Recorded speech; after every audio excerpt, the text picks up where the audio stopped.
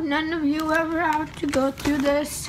Fox 11 first brought you the story of 14-year-old Ashley Silverman, the North Hollywood High School student who spent weeks in intensive care as her skin bubbled and blistered off as a result of Stevens-Johnson syndrome, all in reaction to a medication prescribed to her by a psychiatrist that works with her school district. I felt burning a lot, and I couldn't move and I couldn't see, and I thought I was going to die.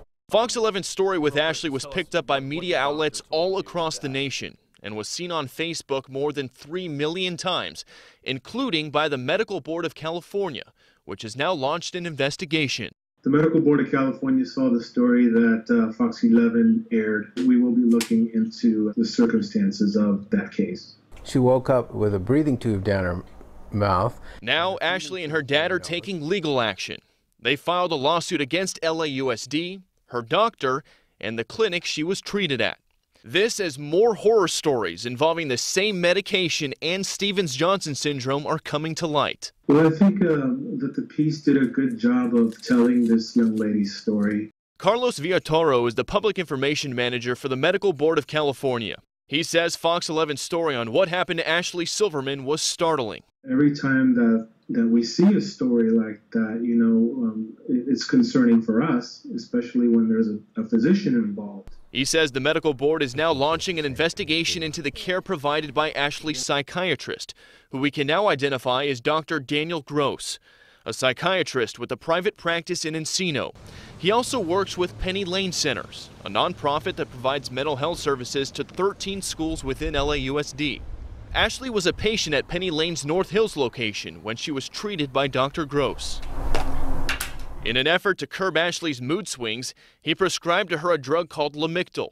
It's used to treat epilepsy, seizures, and bipolar disorder, but it has a FDA black box warning, alerting consumers that serious rashes requiring hospitalization and discontinuation of treatment have been reported in association with the use of Lamictal, including a risk of Stevens-Johnson syndrome in a very small percentage of cases. When there is a black box warning on a medication that a doctor is considering prescribing to their patients, quite frankly, they should have a conversation with their patients describing what that black box warning is, the potential side effects, the potential complications. Ashley and her dad tell Fox 11 Dr. Gross never gave them a proper warning about the drug. The only thing I was told is that your daughter might get a little red rash on her cheeks, like a minor sunburn.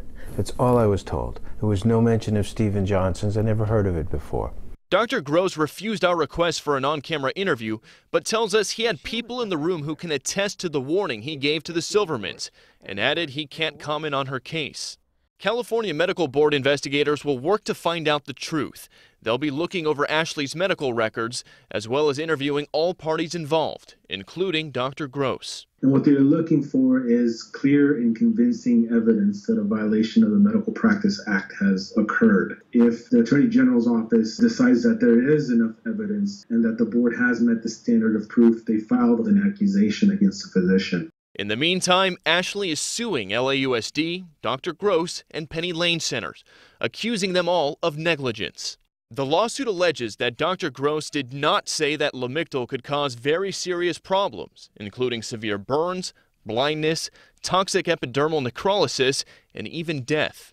It also says Ashley's skin was severely disfigured. Ashley's teeth were damaged as a result of intubation, and she's been advised that her eyes may be affected, that it will take 6 months to a year for her skin to recover, and that there is a significant chance she will have residual scarring, discoloration, and disfigurement.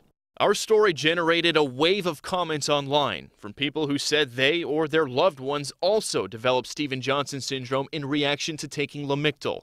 One of them was Cameron Shackelford. My interpretation behind it was just pretty much zombified. Shackelford was 10 years old when he also developed Stevens-Johnson syndrome in reaction to taking Lamictal. He and his mom Skyped with us from Missouri. I did know that it was a anti-seizure drug and that the off-label side effect was a mood enhancement. In Cameron's case, it was for his ADHD. There was no warning from the doctor at all about what could happen. with Stevens-Johnson syndrome. What began with a rash and a 108-degree temperature ended with him losing nearly 100% of the skin on his body. I was a lucky case in the fact of I was able to heal faster than most people. But there are people that are in there for 6 to 8 months or longer, and they don't come out at all. And as for what will happen with Ashley's recovery and who, if anyone, is to blame, she and her dad have this advice for parents when it comes to taking Lamictal. Parents better be very careful what they give their kids, and they better research it thoroughly. I didn't do that. I took the advice of a professional. And in response to the lawsuit, LAUSD told us they're not going to comment on any pending litigation, and Penny Lane Centers never responded to our request for comment. Now, the company that makes Lamictal is a British pharmaceutical company called GlaxoSmithKline. They're also a target of Ashley's lawsuit, and they gave us the following statement, which reads in part, quote, "We sincerely hope Ms. Silverman is doing better and recovers fully. GSK appreciates that patient safety is paramount and has long warned that use of Lamictal can cause serious rash, including Stevens-Johnson syndrome.